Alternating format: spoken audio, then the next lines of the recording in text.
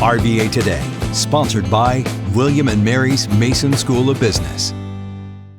Hello and welcome back to RVA Today. I'm your host, Heather Rikers, and today's sponsor is William and Mary's Mason School of Business. Today, we're talking about what really makes entrepreneurs successful, and it's not just big ideas or funding. Professor Saurav Pathak is here to share how things like mindset, culture, and people skills can help leaders grow and adapt. Welcome, Professor. Thanks for having me. So, what personal traits really make a difference when it comes to entrepreneurship? I've seen a lot of successful and not so successful entrepreneurs as well, but those that thrive, I have seen 4 traits that are common across all of those thriving entrepreneurs, and that is their curiosity, their perseverance, their adaptability, and their empathy. Because at the end of the day, entrepreneurship is also about giving back to the community. So their empathy actually helps them establish a strong community relationship, which kind of helps them to be able to share the risks with others, and the others are also partaking in sharing their risks as well. Eventually, both parties come together to be able to make a thriving and successful entrepreneurial venture. And you've studied entrepreneurs from all over the world. How does culture shape the way people take risks or spot opportunities, and what can local leaders learn from that? Yeah, cultures profoundly shape how people see risk and uncertainty. For example, in certain parts of the world, such as in Asia or in Latin America, entrepreneurs approach risk collectively. They test and refine their ideas within a network of trust before they go about scaling up their businesses. Whereas in some more individualistic societies, such as in the US, the primary focus is mainly on bolder and faster experimentation. Both aspects have strengths.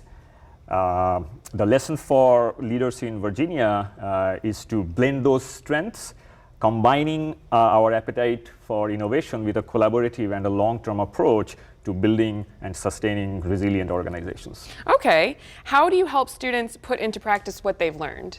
As an academician, I feel that my research should translate into experiential learning as well. So a lot of the times our modules in my entrepreneurship class, they talk about how do you put all these concepts in practice. For example, we constantly work on developing a global mindset. We also test a lot of unique ideas in real time, and also learn, most importantly, how to come back and bounce back from setbacks and failures. So we cultivate the idea and the atmosphere of curiosity, collaboration, and the cultural awareness to be effective as leaders in today's ever-changing world. That's interesting. So where can people go to learn more about William and Mary's Mason School of Business? Yeah, that's a great question. We want to attract talents to come to William and Mary, so that information is vital. Prospective students can go to www.mason.wm.edu. Not only that, it not only talks about what Mason does, but it also talks about people who help Mason do what it does. For example, we have a dedicated faculty directory that talks about each faculty's research expertise. So students can not only come to get the concepts in business and learn about them, but also work with faculty who are global researchers. So in a way, there is a good marriage between what we are learning in class and how the professors and their corresponding research gives that element of being scholarly development for the students as well. Professor, this has been so interesting. Thank you so much for being here. Oh, thanks for having me. Yeah, thank you very much. And thank you for watching RVA Today. We'll see you next time.